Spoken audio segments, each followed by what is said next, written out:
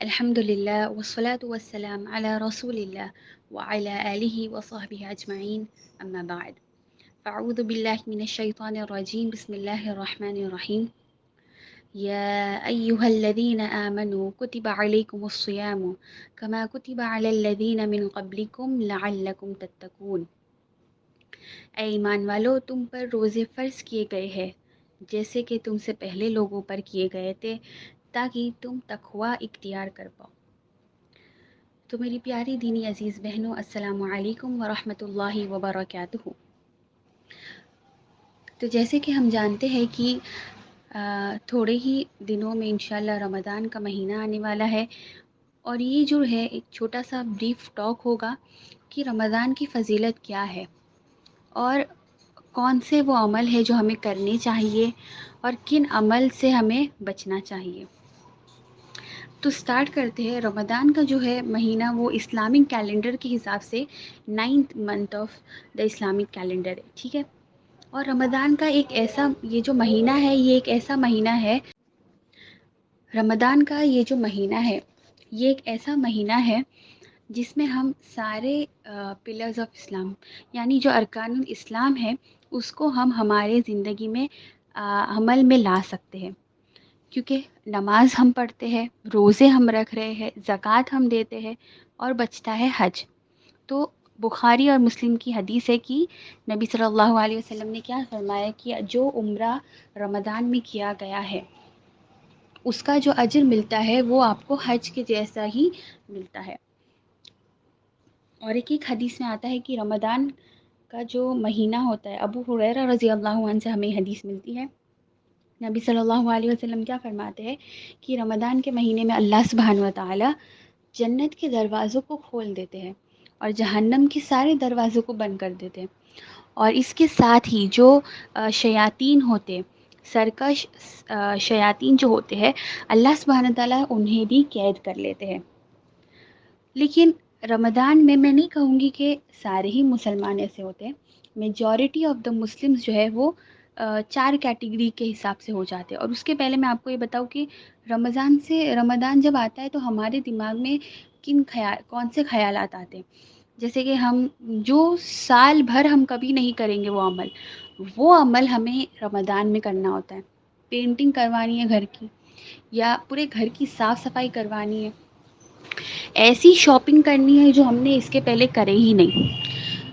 یہ سب حرام نہیں ہے، ہم کر سکتے ہیں، لیکن سوچنے والی بات یہاں پر یہ آتی ہے کہ کیا اللہ سبحانہ و تعالیٰ نے یہ سب کام کے لیے جنت کے سارے دروازوں کو کھول دیے، جہنم کے دروازوں کو بند کر دیے اور شیاطین کو بھی قید کر دیے؟ کیا یہ کاموں کے لیے؟ بالکل بھی نہیں۔ اللہ سبحانہ تعالیٰ نے ہم اس لیے بند کیے، اس لیے ہمارے لیے آسانی فرمائے ہے تاکہ ہم اللہ کی عبادت کر سکیں، تاکہ ہم اللہ کو راضی کر سکیں اور ایسے عمل کرے جس سے ہمیں اللہ سبحانہ تعالیٰ کی رحمت کی امید ہو۔ تو جو 4 قسم کے مسلمان جو رمضان میں ہوتے ہیں، ان میں سے سب سے فرسٹ جو کیٹیگری ہے، ٹھیک ہے، وہ لوگ ہوتے ہیں جنہیں رمضان بالکل الگ نہیں لگتا ہے، وہ ایک آرڈینری منتھ لگتا ہے، جیسے کہ باقی منتھس ہے یہ بھی ان کو سیم ہی لگتا ہے، نہ ان کی زندگی میں کوئی تبدیلی آتی ہے، نہ وہ رمضان کو اتنے امپورٹنس دیتے ہیں ان کی لائف میں، ٹھیک ہے۔ سیکنڈ ٹائپ کا جو کیٹیگری ہوتا ہے وہ بہت ہی اداس ہو جاتے ہیں۔ اس وجہ سے اداس ہوتے ہیں کیونکہ انہیں جو ہے ابھی ان کے جو کام ہیں ان سے رکنا پڑے گا، جیسے کہ اگر وہ ٹی وی سیریلز وغیرہ دیکھتے تھے تو وہ صرف رمضان کے لیے نہیں دیکھیں گے، اور جو ہے کہ انہیں بھوکا پیاسا بھی رہنا پڑے گا، تو اس وجہ سے بھی وہ اداس ہو جاتے ہیں۔ تھرڈ کیٹیگری کے جو لوگ ہوتے ہیں وہ خوش ہوتے ہیں، لیکن وہ خوش کس لیے ہوتے ہیں؟ کیونکہ ایک چینج آ رہا ہے ان کی لائف میں، اس لیے ہوتے، اور انہیں شاپنگ کرنا ہے، انہیں نئے نئے کھانے ملیں گے، اس وجہ سے وہ خوش ہو جاتے ہیں۔ عبادت سے لے کر ان کی کوئی خوشی نہیں ہوتی ہے، دنیاوی جو ہے وہ خوشی سے وہ رمضان کو ریلیٹ کرتے۔ جو فورتھ کیٹیگری رہتا ہے نا، وہ رہتے ہیں اصل لوگ، وہ بہت خوش ہوتے اور ان کی خوشی کی وجہ یہ ہوتی ہے کہ انہیں اللہ سبحانہ و تعالیٰ کی عبادت کرنے کا ایک موقع ملے گا، انہیں ایک موقع ملتا ہے کہ وہ اللہ کو اپنے سے راضی کر لے اور ایسے عمل کرے جن سے ان کی مغفرت ہو اور اللہ سے رحمت کی امید ہو۔ یہ چار جو ہے وہ لوگ ہوتے ہیں۔ اور جو ہے کہ میں نے جو آیت جو پڑھی تھی وہ سورۃ البقرہ کی ہے، 183 آیت ہے وہ۔ اس میں اللہ سبحانہ تعالیٰ نے ایک دم کلیئرلی بتا دیا کہ رمضان کا جو منتھ ہے وہ مہینے کا مقصد ہی کیا ہے، روزے رکھنے کا مقصد ہی کیا ہے، کہ تاکہ ہم تقوی اختیار کر پائے، تاکہ ہم پرہیزگار ہو جائے، ہے نا۔ تو اور بہت ساری جگہ قرآن میں جب ہمیں پتہ چلتا ہے کہ جنتی لوگوں کی کوالٹی کیا ہوگی، تو زیادہ مرتبہ یہ آتا ہے کہ وہ متقی ہوگے، یہ بھی آتا ہے کہ وہ شکر گزار ہوگے، وہ صبر کرنے والے ہوگے۔ لیکن جو متقی لوگ ہیں ان کا جو ذکر ہے، تو ان کا جو ذکر ہے وہ بہت زیادہ مرتبہ آتا ہے۔ رمضان جو ہے ہمیں ایک ٹریننگ کے جیسا لینا چاہیے۔ فار ایگزامپل آپ دیکھیں کمپنیز وغیرہ میں اگر کوئی نئی سافٹ ویئر آیا ہے یا جو بھی اگر کوئی چینج ہونے والا ہے، تو وہ لوگوں کو کیا ہے، ایک ٹریننگ دیتے ہیں، 7 ڈے ٹریننگ یا 1 منتھ ٹریننگ۔ اس کے بعد نیو ٹیکنیک آنے تک یا اینی فردر چینجز تک وہ وہی چیز کو فالو کرتے ہیں، وہ چینج نہیں کرتے۔ تو رمضان جو ہے وہ ہمارے لیے ایک ٹریننگ منتھ ہے، ہمیں ہماری نفس کو ٹرین کرنا ہے، ٹھیک ہے۔ اور عورتوں کے لیے تو بہت ہی آسان اللہ نے کر دی ہے، کیوں؟ اللہ سبحانہ جو حدیث ہے اس میں اللہ سبحانہ تعالیٰ نے نبی صلی اللہ علیہ وسلم نے فرمایا ہے کہ اگر ایک عورت نماز پڑھتی ہے، روزے رکھتی ہے، اپنی عزت کی حفاظت کرتی ہے اور شوہر کی جو ہے وہ فرما بردار ہے، تو وہ جنت کے کوئی بھی گیٹ سے داخل ہو سکتی ہے۔ تو میں اور ایک ایگزامپل دوں گی کہ ہم کوکنگ جو کرتے ہیں، کھانا بنانا ہم نے ایک بار سیکھ لیے، کیا ہم بھول جاتے ہیں اس کو بعد میں؟ نہیں نا۔ تو ویسے ہی رمضان کا جو منتھ ہے، جو مہینہ ہے، اس میں جو کام ہمیں کرنا ہے، جو ہم ہماری نفس پہ پابندی لگاتے ہیں، جو برائی سے ہم روکتے ہیں ہماری نفس کو اور اچھے کام کے لیے آگے بڑھتے ہیں، وہ ہمیں صرف رمضان تک نہیں کرنا ہے، اس کے بعد بھی فالو کرنا ہے، ٹھیک ہے۔ اب دیکھتے ہیں کہ رمضان میں کون سے کام ہیں جو ہمیں کثرت سے کرنے چاہیے۔ اس میں سے سب سے فرسٹ جو ہے وہ ہے قرآن کی تلاوت۔ رمضان اور قرآن جو ہے وہ ایک ہی سکے کے دو پہلو جیسے ہیں۔ سورہ بقرہ میں ہی آتا ہے کہ شہر رمضان الذی انزل فیہ القرآن، کہ رمضان میں ہی ہم نے قرآن کو نازل کیا ہے۔ تو ہم کیسے رمضان اور قرآن کو الگ الگ کر سکتے ہیں؟ It is the month of the Quran, ٹھیک ہے۔ رمضان تو قرآن کا ہی مہینہ ہوتا ہے۔ ابو ہریرہ رضی اللہ عنہ سے یہ حدیث ملتی ہے کہ نبی صلی اللہ علیہ وسلم کیا کرتے تھے، رمضان کے مہینے میں جبریل علیہ السلام کے ساتھ وہ دور کرتے تھے قرآن کا۔ اور جو سال نبی صلی اللہ علیہ وسلم گزر گئے تھے، وہ سال تو انہوں نے 2 مرتبہ پورے قرآن کا ریویژن کیے تھے۔ قرآن ایک ایسا کمپینین ہے جو انسان کے ساتھ قبر میں ہی آتا ہے، ایسا نہیں، قبر میں بھی آتا ہے، اور وہ تب تک رہتا ہے جب تک کہ وہ اس انسان کو اس شخص کو جنت میں داخل نہ کروا دے۔ اور ہمیں یہ بھی غور کرنا چاہیے کہ نبی صلی اللہ علیہ وسلم جو اپنی امت کے لیے اتنا روتے تھے، اتنا رو رو کر دعا کرتے تھے کہ آس پاس کی جو زمین ہے وہ بھیگ جاتی تھی، لیکن نبی صلی اللہ علیہ وسلم قرآن میں جو آتی ہے آیت، اس میں یہ فرمائیں گے کہ قیامت کے دن یا ربی ان قوم اتخذوا هذا القرآن مہجورا، کہ اے میرے رب، بے شک میری قوم نے اس قرآن کو چھوڑ رکھا تھا، اور ایک ٹرانسلیشن میں یہ آتا ہے کہ کھیل سمجھ رکھا تھا۔ تو غور کریں کہ ہم اس کا جواب کیا دیں گے اللہ سبحانہ و تعالیٰ کو، نبی صلی اللہ علیہ وسلم کو کیا جواب دیں گے کہ ہم قرآن کو نہیں چھوڑتے؟ ہم نے چھوڑ رکھا ہے نا، ہم صرف اسے امپورٹنٹ ڈیٹس پر پڑھتے ہیں۔ اور اگر ہم رمضان میں قرآن پڑھتے بھی ہے، قرآن کی تلاوت کرتے بھی ہے، تو ہم یہ سب مانیں گے کہ ہم کیوں کرتے، کیونکہ ہمیں ایک سوال کا جواب دینا ہوتا ہے، اور وہ یہ سوال ہے کہ کتنے قرآن آپ نے کمپلیٹ کیے۔ کتنے لوگوں کے تو 3 ہو جاتے ہیں، 4 5 بھی ہو جاتے ہیں، بہت سے لوگوں کے تو 6 بھی ہو جاتے قرآن پڑھ کر۔ پر کیا یہ امپورٹنٹ ہے؟ کیا ہمیں دکھاوے کے لیے قرآن پڑھنا ہے؟ کیا یہ امپورٹنٹ ہے کہ ہم نے کتنے قرآن کمپلیٹ کیے پڑھ کر؟ امپورٹنٹ یہ ہوتا ہے، فوکس ہمارا یہاں جانا چاہیے کہ قرآن ہماری زندگی میں کہاں تک پہنچا ہے. ورنہ ہمیں ڈرنا چاہیے کہ کیا ہم وہ لوگوں میں سے ہو جائیں گے جن کے بارے میں نبی صلی اللہ علیہ وسلم نے فرمایا کہ وہ قرآن کی تلاوت تو کرتے تھے لیکن اس کی جو باتیں ہیں وہ ان کے گلے کی نیچے نہیں اترتی، یعنی وہ اس پر عمل نہیں کرتے تھے، امپورٹنٹ اس کو نہیں سمجھتے تھے، اس پر امپلیمنٹ نہیں کرتے تھے، صرف پڑھنے کے لیے، just for the sake of it, صرف ایسے ہی پڑھتے تھے اس کو. رمضان اور قرآن کا ایک بہت ہی گہرا تعلق ہے جو ہمیں صرف ایسے ہی نہیں چھوڑ دینا چاہیے، صرف دکھاوے کے لیے، صرف لوگوں کو بولنے کے لیے کہ ہم نے اتنا کمپلیٹ کیے نہیں ہونا چاہیے. عائشہ رضی اللہ عنہ سے ملتی ہے ہم کو یہ حدیث کہ نبی صلی اللہ علیہ وسلم کا کیریکٹر قرآن تھا. ہمارا کیریکٹر کیا ہے؟ تو دوسری جو چیز ہے وہ ہے فگیونیس، یعنی مغفرت. رمضان میں جو ہے دوسرا کام جو ہمیں کثرت سے کرنا چاہیے وہ ہے ہماری مغفرت کی دعا، اور ایسے کام جس سے ہماری مغفرت ہو جائے. بخاری سے ہم کو یہ حدیث ملتی ہے کہ من صام رمضان ایمانا و احتسابا غفر له ما تقدم من ذنبه، اور ایک حدیث میں آتا ہے کہ من قام رمضان. دونوں میں بس فرق یہ ہے کہ ایک میں ہوتا ہے جس نے نماز پڑھی رمضان میں، اور ایک میں آتا ہے جس نے روزے رکھے رمضان میں ایمان کے ساتھ اور امید کے ساتھ کہ اللہ اس پر رحم کرے، تو اللہ اس کے پچھلے سارے گناہ معاف کر دیں گے. اور ایک حدیث ابو ہریرہ رضی اللہ عنہ سے جو ملتی ہے کہ 5 نمازوں کے درمیان اور ایک جمعہ سے دوسرا جمعہ اور ایک رمضان سے دوسرا رمضان تک اللہ سبحانہ و تعالیٰ پچھلے گناہ معاف کر دیتے ہیں سوائے کہ بڑے گناہ نہ کیے ہو.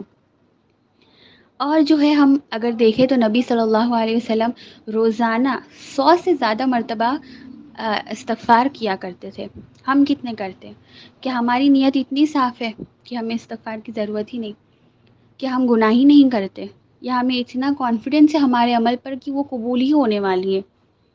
اور جو ہے کہ اگر ہم دیکھیں استغفار کے جو فائدے ہیں وہ صرف دینی فائدے نہیں ہیں، وہ دنیاوی فائدے بھی دیتے ہیں استغفار. حسن البصری کے پاس ایک بار ایک شخص آتا ہے، وہ بولتا ہے کہ ہمارے یہاں پر جو ہے بارش نہیں ہو رہی ہے، تو وہ کیا بولتے ہیں کہ استغفار کرو.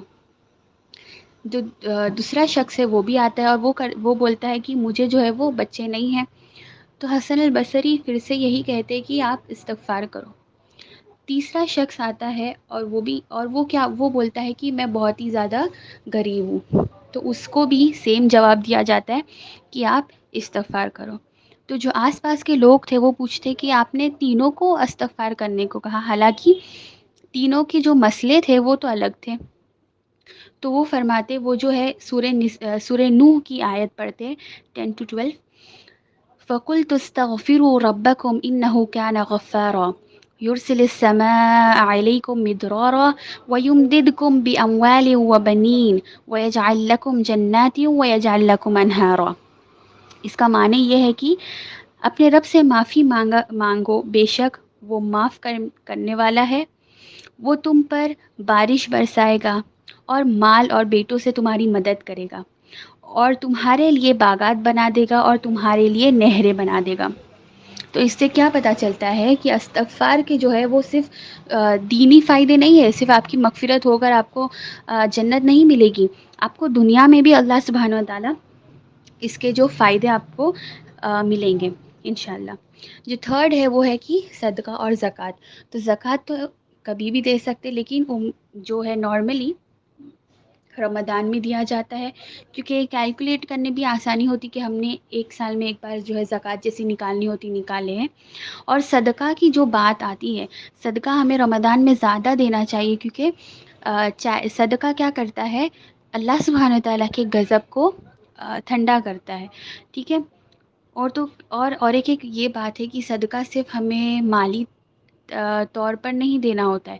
ہم اگر مالی طور پر نہیں دے سکتے ہیں تو ہمیں پتہ ہے کہ صدقہ اور بھی چیز ہے، جیسے کہ مسکرانا بھی صدقہ ہے، اور خود کے غصے پر قابو رکھنا بھی ایک طریقے سے، کیونکہ ہم دوسرے کو ہارم نہیں کر رہے.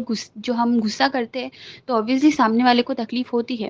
تو فورتھ جو ہے ہمیں غصے سے ہمارے بچنا ہے، کیونکہ جب انسان بھوکا ہوتا ہے نا، انگلش میں ہم جیسے بولتے ہیں وین ہنگری آلویز اینگری.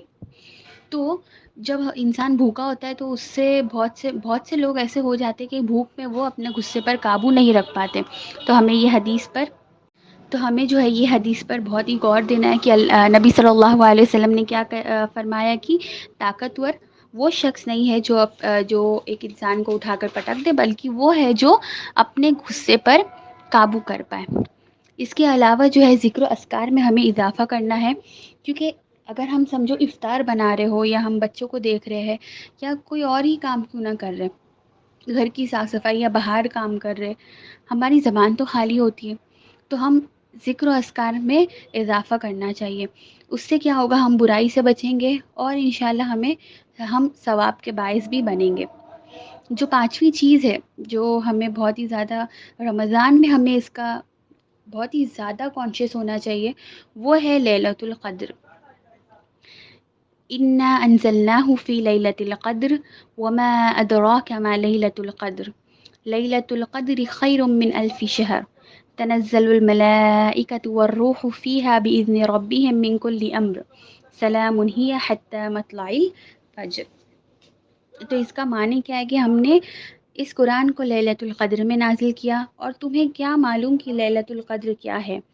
لیلۃ القدر 1000 مہینوں سے بہتر ہے. اس میں فرشتے اور روح القدس کام کے انتظام کے لیے اپنے پروردگار کے حکم سے اترتے ہیں. یہ رات طلوع فجر تک امن و سلامتی ہے. اتنی امپورٹنٹ ہے یہ رات، لیلۃ القدر کی رات، لیکن ہم کیا کرتے ہیں، کتنی غفلت میں رہتے ہیں اس رات سے. میں آپ کو ایک ایگزامپل دیتی ہوں. اگر ہمیں کوئی آ کر کہے کہ آپ کو کیا کرنا ہے، میرا صرف یہ ایک کام کرنا ہے، ٹھیک ہے، سمجھو کہ 24 آورز، ایک دن کا بھی بھلے سے وہ کام ہو، لیکن اگر آپ نے وہ کام کر دیے تو میں آپ کو اس کی جو سیلری ہے، آپ کے حیات، جب تک آپ کی حیات ہے میں تب تک آپ کو وہ سیلری اس کی دیتا رہوں گا. تو کیا ہم نہیں کریں گے وہ کام؟ کیا ہم چھوڑ دیں گے وہ کام؟ بالکل بھی نہیں. ایک بیوقوف شخص ہی ہوگا جو ویسے کام کو چھوڑ دے، ہے نا. ہم کیا کریں گے، صرف ہم نہیں جائیں گے وہ کام کے لیے، ہم ہمارے گھر والوں کو اور جنہیں ہم جانتے ہیں ہم انہیں بھی لے کر جائیں گے کہ تمہیں بھی فائدہ ہو. تو لیلۃ القدر جو ہے وہ کیا اس سے الگ ہے؟ ہماری سب سے بڑی سوچ یہ ہے کہ ہم دنیاوی چیزوں کو سمجھ جاتے ہیں بہت ہی آسانی سے، لیکن اگر وہ دین کی بات آ جائے نا تو ہمیں سمجھنے میں تکلیف ہو جاتی ہے. ہم اتنی غفلت میں رہتے کہ ہمیں ایک اسپیسیفک ڈیٹ دے دو، ہم صرف 27 کو ہی جاگ لیں گے، ہم کو نہیں جاگنا. نبی صلی اللہ علیہ وسلم جو تھے، بخاری اور مسلم کی حدیث ہے، اور عائشہ رضی اللہ عنہ سے ہمیں یہ حدیث ملتی ہے کہ نبی صلی اللہ علیہ وسلم آخری کی ساری 10 رات جاگا کرتے تھے. اور صرف خود نہیں جاگتے، وہ اپنے گھر والوں کو بھی جگاتے اور عبادت میں اضافہ کرتے، زیادہ عبادت کرتے تھے اللہ کی. وہ صرف تاک رات تو آتی ہے کہ ہمیں تاک رات میں جاگنا ہے، لیکن وہ صرف تاک رات نہیں، وہ پوری 10 رات جاگا کرتے تھے تاکہ مس نہ ہو جائے یہ اپورچونیٹی. 1000 مہینوں سے بہتر ہے. کیا ہم 1000 مہینے عبادت کر سکتے ہیں اللہ کی؟ لیکن یہ ایک رات میں کی گئی عبادت کا ثواب آپ کو 1000 مہینوں جتنا کرنے کا ملے گا. تو ہم کیا کر سکتے ہیں لیلۃ القدر میں؟ بہت سے جو لوگ ہوتے وہ جاگتے ہیں لیکن عبادت کرنے نہیں، وہ کھانا بنانے یا گھر صاف صفائی کرنے یا پھر نارملی صرف گوسپ کرنے کے لیے وہ جاگتے ہیں. کیا ہمیں یہ کرنا ہے؟ نہیں، بالکل بھی نہیں. نمازیں پڑھنی چاہیے، قرآن کی تلاوت کرنی چاہیے، ذکر و اذکار میں اضافہ کرنا چاہیے، اور سب سے امپورٹنٹ اللہ سبحانہ تعالیٰ سے بہت ساری دعا کرنی چاہیے. اور سب سے امپورٹنٹ دعا جو ہمیں، سب سے بیسٹ دعا جو ہمیں ملتی ہے، اللہم انک عفو تحب العفو فاعف عنی، کہ اے اللہ آپ معاف فرمانے والے ہیں اور معاف کرنا آپ کو پسند ہے، تو میری مغفرت فرما دی. اب یہ سب تو تھا، اتنے جو عمل تھے یہ تو ہے کہ ہمیں کرنا ہے.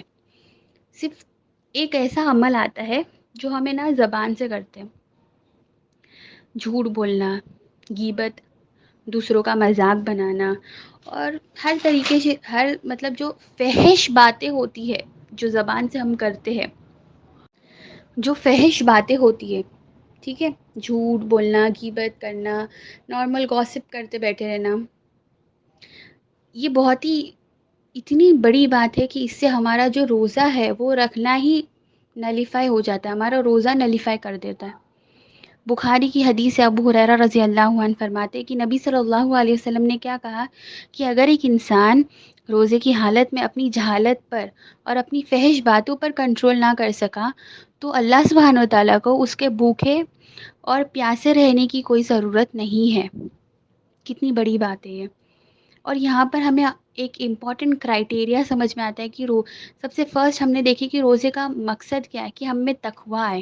اب یہاں پر پتہ چلتا ہے کہ اگر روزہ رکھ کر بھی آپ اپنی زبان کو، فحش باتوں کو، اپنی جہالت کو کنٹرول نہیں کر سک رہے تو آپ کا بھوکا پیاسا رہنا اللہ کو نہیں چاہیے۔ آپ جو ہے کرائٹیریا مس آؤٹ کر دے رہے، جس سے جو روزہ ہے آپ کا وہ نیلیفائی ہو جائے گا۔ بہت سے لوگ رمضان کو ایک مذاق سمجھتے ہیں، یہ ایک مذاق نہیں ہے۔ اس میں اگر لاپرواہی آپ کر رہے کہ ٹھیک ہے نہیں، کیا ہوا اگر نہیں کرے تو، کیا ہوا اگر ہم نماز نہیں پڑھ رہے۔ بہت ہی ایک حدیث ہے ابو ہریرہ رضی اللہ عنہ سے ہمیں جو ملتی ہے، اور یہ بہت ہی اسکیری حدیث ہے کیونکہ اس میں جو ہے لعنت کی گئی ہے 3 قسم کے لوگوں پر۔ اور نبی صلی اللہ علیہ وسلم نے جو امت کے لیے اتنا فکر کرتے تھے، اتنا رویا کرتے تھے، اتنی دعائیں کرتے تھے، انہوں نے آمین فرمائے ہے۔ آمین بہت ہی بڑی چیز ہوتی ہے، ٹھیک ہے؟ اور وہ بھی لعنت پر آمین تو ہمیں سمجھ میں آنا چاہیے۔ اس میں سے ایک شخص ایسا ہے کہ جسے رمضان کا مہینہ نصیب ہو اور وہ اپنی مغفرت نہ کروا پایا، تو اللہ سبحانہ تعالیٰ بولتے ہیں کہ اس پر لعنت ہے اور وہ جہنم میں ڈالا جائے گا۔ اس پر نبی صلی اللہ علیہ وسلم نے آمین کہا۔